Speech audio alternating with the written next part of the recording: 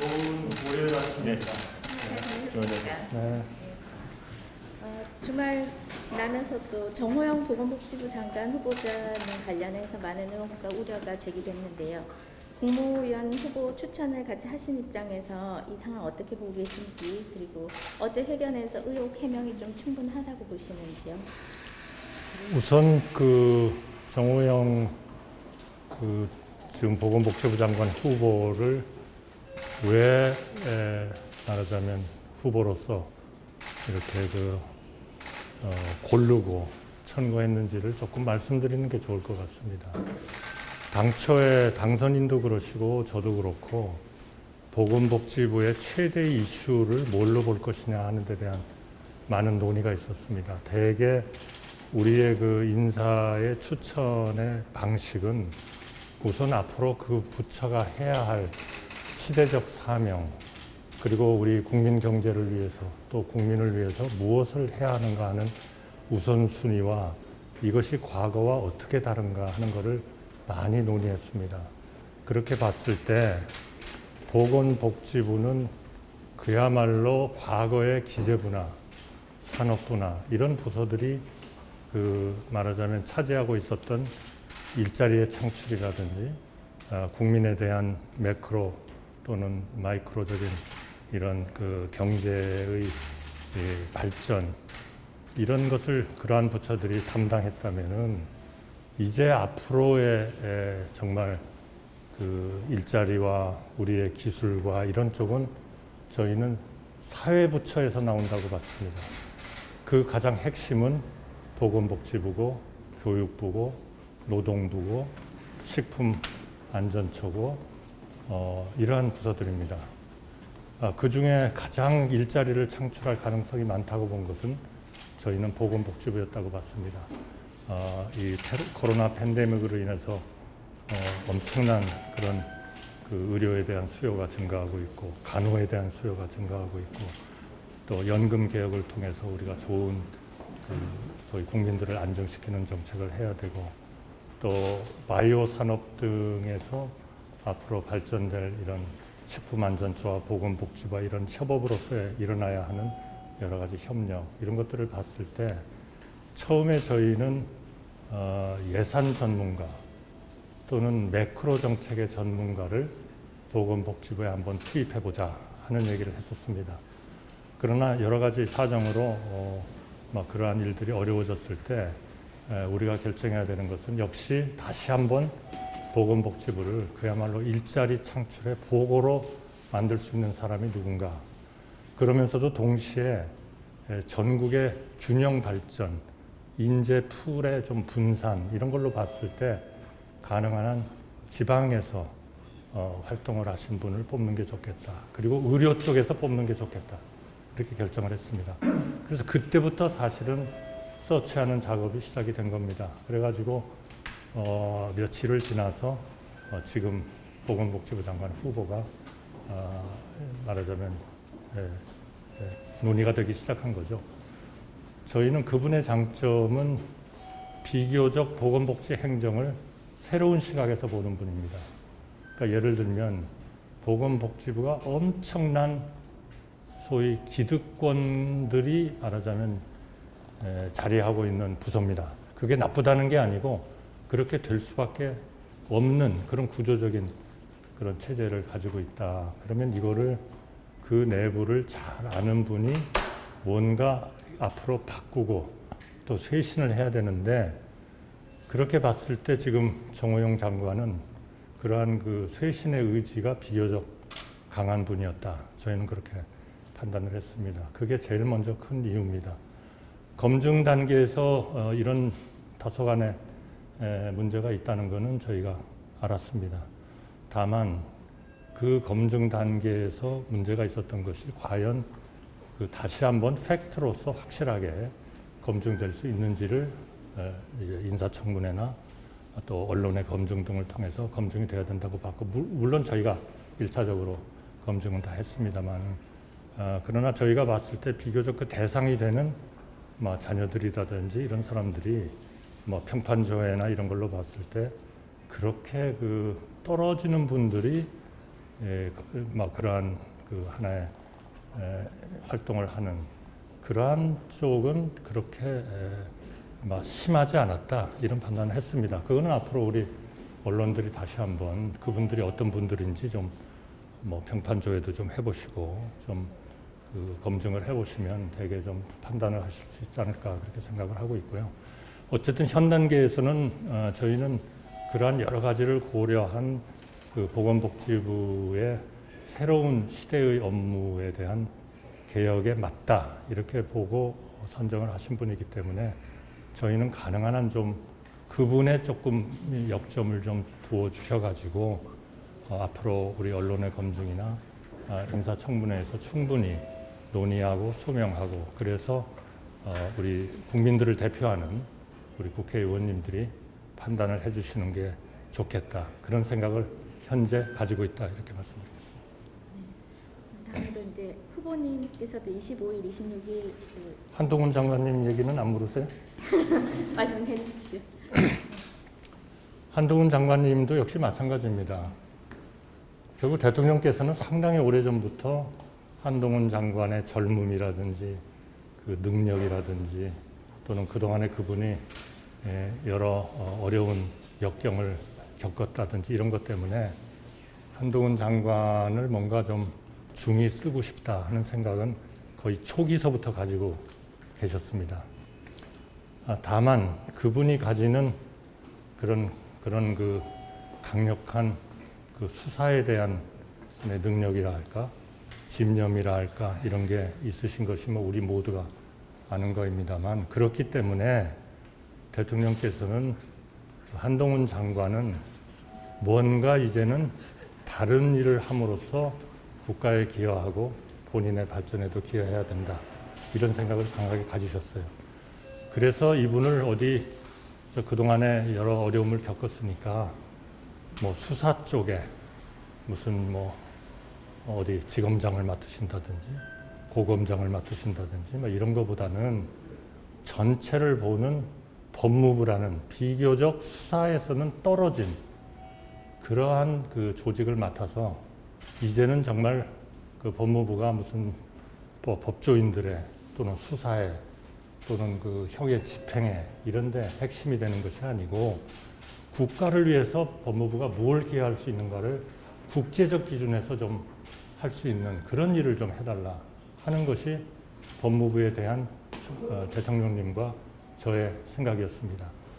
그것은 경제와 직결됩니다. 우리 고령화, 저출산, 그리고 지방 소멸, 또 다가정 문화 이런 걸로 봤을 때 앞으로 우리가 외국인 정책을 어떻게 할 것이냐 하는 것이 우리 경제의 소위 노동력 투입 그리고 국민의 어떤 그런 융합 이런 거에 아주 핵심이라고 봤습니다.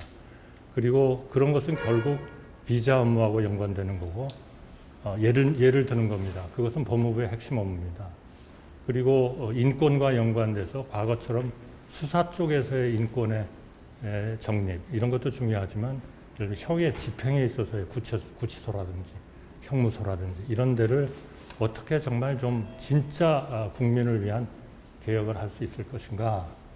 그러니까 저는 대통령님께서 그 한동훈 장관을 임명하는 날 미션을 주시는 것을 제가 확실히 옆에서 봤습니다. 그것은 이제는 수사에서는 좀 손을 떼고 정말 국제적 기준에서 대한민국을 위해서 법무부를 어떻게 개혁할 것인가를 좀 해달라 이런 말씀을 하셨고 그것이 아마 공개적으로 한동훈 장관을 소개하는 그 발표 과정에서도 명백히 하셨다고 생각을 합니다.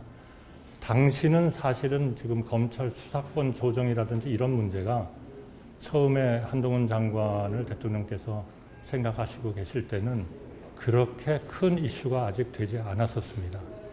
그런데 우연히도 한동훈 장관을 그러한 법무부의 새로운 개혁의 주체로 이렇게 임명을 하시고서부터 이 문제가 갑자기 예민해졌고 또 한동훈 장관의 그동안의 언론의 대응이라든지 이런 것들이 제가 보기에는 그렇게 충분히 준비된 상태에서 이루어져 있다고 보지 않습니다. 여러분 잘 아시다시피 지금 장관 후보로 새로 임명이 되면 그분에게 우리 언론의 관심이 지대하게 쏠리고 여러 가지 질문이 나옵니다만 그걸 여간 좀 그 새로운 그 대통령께서 정하신 미션에 대해서 준비가 되어 있지 않으면 그렇게 아마 얘기하기는 그렇게 쉽지 않다는 건 아마 여러분들이 이해하실 겁니다. 그런 과정에서 다소 좀 그 표현의 문제라든지 이런 문제들이 있었고, 더더군다나 지금 최근 논의되는 그런 검찰의 개혁과 관련된 문제가 초 이슈화가 되면서 결국 언론의 관심이 그분이 얘기하는 하나하나가 다 그것과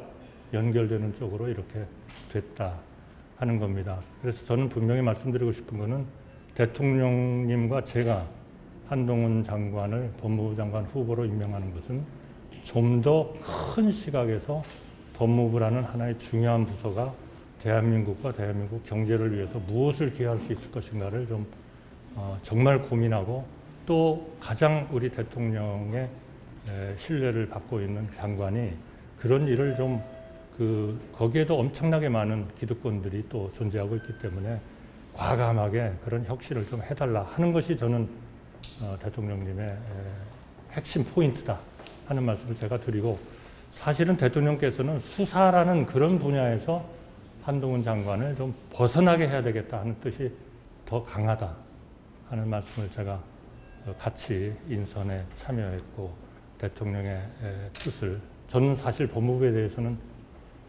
경제 쪽에 연관된 부분에 대해서는 제가 많이 일도 했고 관심이 있습니다만, 수사 이런 부분에 대해서는 제가 모르기 때문에 그 부분에 대해서 대통령께 많이 건의를 드리지는 못했습니다. 그러나 그 사람의 됨됨이나 능력이나 젊음이나 이런 것들은 법무부라는 이런 아주 상당히 어떻게 보면 좀 이렇게 오래된 부서로서의 전통적인 그런 미션을 가지고 있다고 인식하는 그런 인식에 한번 새로운 바람을 일으킬 수 있는 그러한 인물이라고 봤고, 또 그럴수록 저는 그거는 대통령에 가까운 사람이어야 된다 그렇게 생각을 합니다. 여러 이제 기득권들을 조정하고 관계부처하고 협의를 하고 해야 되기 때문에 저는 그런 점에서 봤을 때 아마 한동훈 장관께서도 본인의 미션이 뭐라는 거는 너무 잘 아실 거고, 본인이 그동안에 이제 며칠 동안 좀 여러 가지 언론에 이렇게 좀 대응하는 관계에서 좀 더 불필요한 그런 문제를 일으킨 것에 대해서는 아마 좀 조정을 좀 하시리라 저는 그렇게 생각하고 있습니다. 그 연장선상에 있는데 민주당의 검수완박 강행 문제 기능에 이모수 검찰청장이 사의를 표명했는데요. 이 상황은 어떻게 보시는지요? 글쎄요, 제가 뭐 그 부분에 대해서 속속들이 알고 있지는 못합니다만, 결국 그 검찰 기능이 대한민국 국민의 인권을 보호하는 데 얼마나 도움이 되느냐 하는 근본적인 문제를 가지고 논의가 되는 거기 때문에 저는 검찰로서는 현 시점에서는 검찰의 어느 정도의 직접 수사 기능이 필요하다 이렇게 보는 것 같고, 그런 것들이 현재 잘 조율이 되지 않는 상황에 검찰총장께서 사의를 표명하시지 않은가 그렇게 봅니다. 저는 민주당 내에서도 또 국민의힘도 좀 더 그 부분에 대해서는 좀 논의를 더 좀 촉진했으면 좋겠습니다. 이렇게 서로 자기의 길을 가는 거, 이거는 지금 우리 대통령님이나 제가 앞으로 좀 강력히 추진하고자 하는 통합과 협치의 길에는 저는 상당히 좀 바람직하지 않은 현상이다. 그러니까 좀 더 여야가 대화를 하고 대화를 할 여지가 저는 있어야 된다 이렇게 보고, 그런 점에서 모두가 이런 정치권의 또 국회의 협의 과정을 좀 오히려 좀 촉진해주고 그런 일들이 일어나도록 다들 좀 자기의 이런 무리하고 좀 도움이 되지 않는 그런 행동도 또 말도 좀 자제하면서 정치권이 이런 문제를, 이 어려운 문제, 이 국민에게 직결된다고 모두가 주장하는 이 문제를 슬기롭게 해결하도록 해야 된다 이렇게 생각합니다. 마지막 질문 드리겠습니다. 오늘 인수위에서 국정과제 2차 보고를 봤는데요. 아마 공유를 하고 계실 걸로 아는데 어떤 부분 중점적으로 보시는지 하고요. 산업은행과 수출입은행 부산 이전에 대해서는 어떻게 보시나요? 부산 이전에 대해서 우선 어제 제가 안철수 위원장하고 통화를 좀 했습니다. 저희의 공통된 의견은 새로운 정부가 출범하면 이 정부가 무엇을 좀 할 것인가 하는 것을 명확하게 한 100일 정도 이내에 그런 조치들이 취해지는 그러한 플랜을 만들자 하는 데는 당연히 그거는 우리 안철수 위원장님의 몫이고 또 새로 정부가 출범하고 모든 장관들이 인사청문회의 과정을 잘 거쳐서 임명이 되면 바로 집행에 들어갈 수 있는 그러한 플랜을 정말 좀 잘 만들자 이렇게 생각을 했고요. 그 플랜 중에는 역시 그동안에 정말 오랜 동안 우리 국민이 좀 변화를 원하고 갈증을 느끼던 그런 것들을 우리가 좀 정말 프라이어리티를 둬가지고 고르고 그런 거를 위해서 예를 들면 기재부의 협조나 이런 것들이 필요하다면 추경호 부총리께 말씀드려서 그거를 정말 새로운 시각에서 좀 보고 그런 그 활동을 적극적으로 뒷받침하도록 하자 이렇게 합의를 했습니다. 산업이나 괜찮아요. 산업은행. 글쎄요. 그건 제가 정말 지금은 뭐라고 말씀드리기 어렵겠네요. 그러나 지역 균형 발전을 해야 된다 하는 점에 대해서는 대통령의 의지도 강하시고 인수위에서의 의지도 강한 것 같습니다. 다만 이 지역 균형 발전을 이루기 위해서 부수적으로 같이 이루어져야 되는 것, 특히 교육기관, 초중고 교육기관에 대한 이런 다양성에 기초한 각 지역별 특화, 한마디로 말하면 좋은 초중등학교가 지방에 있지 않으면 균형발전 계획은 반드시 실패한다. 저는 그렇게 생각합니다. 그래서 정말 좋은 교육기관을 거기에 넣고 재정이 그 노력을 뒷받침하는 동시에 전국적으로 우리 유수한 대학, 전문 대학을 주로 수요가 있는 그러한 학과를 중심으로 하는 전문 대학을 적극적으로 육성하는데 우리의 재정이 투입되어야 한다. 그러니까 재정을 전체적으로 우리가 중장기적으로 건전성을 유지하기 위한 여러 가지 조치를 하겠지만 우리의 전체적인 대한민국의 생산성을 높이고 구조적으로 좀 더 효율화하고 고도화하기 위한 이런 구조조정을 위한 그런 예산은 우리 추경호 장관도 몇 번 얘기를 했습니다만 그런 부분은 결국 우리의 지출을 늘릴 수밖에 없다. 그런 것들은 물론 구조조정, 재정 지출의 구조조정을 통해서 1차적으로 많이 이루어져야 되겠고요. 또 뭐 필요하면 여러 가지 보완 조치를 해가면서 이러한 재원 조달에 대한 것은 전적으로 하여튼 추경호 부총리가 전권을 가지고 진행을 할 겁니다. 그래서 경제부총리의 역할이 그 어느 때보다도 중요하고 강하고 우리 경제부총리가 정말 마음껏 자기의 그런 구상대로 또 기재부가 판단하는 대로 할 수 있도록 청와대 비서실장이나 총리는 그런 추경호 부총리의 노력을 전적으로 하여튼 지원을 할 겁니다. 네, 진짜 마지막으로 한 질문만 더 하겠습니다.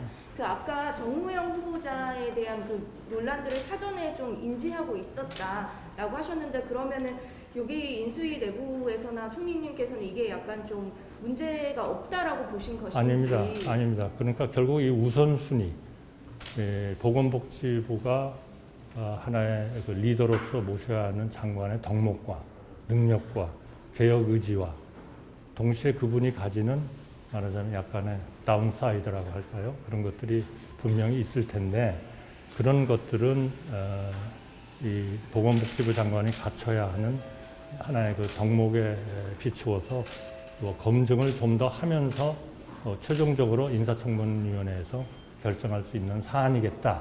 저희는 그렇게 판단을 했습니다. 네, 근데 지금 민주당에서도 법적인 문제는 없을 수 있어도 그 당시에 병원장으로서 또 고위공직자가 될 사람으로서의 기준, 국민의 눈높이에는 부합하지 않는다 이런 비판이 일고 있는데 이거에 대해서 어떻게 보시나요? 저는 그런 문제에 대해서는 일반적인 말씀을 드릴 수밖에 없는데요. 국민의 눈높이와 국민의 정서를 당연히 정치적 프로세스는 감안을 해야 된다고 생각합니다. 그러나 동시에 이 국가가 뭔가 제대로 된 방향으로 가기 위해서 좋은 인재를 리크루트하고 그분들이 활동할 수 있도록 해주는 것은 또 하나의 우리에게는 굉장히 중요한 과제다. 그러니까 이런 것들을 종합적으로 판단하는 것은 역시 국민의 대표인 인사청문위원회가 결정을 할 것이고 그런 점에서 봤을 때 이러한 그 법적인 잣대, 이것은 이제 결국 우리가 요구하는 최소한의 기준일 겁니다.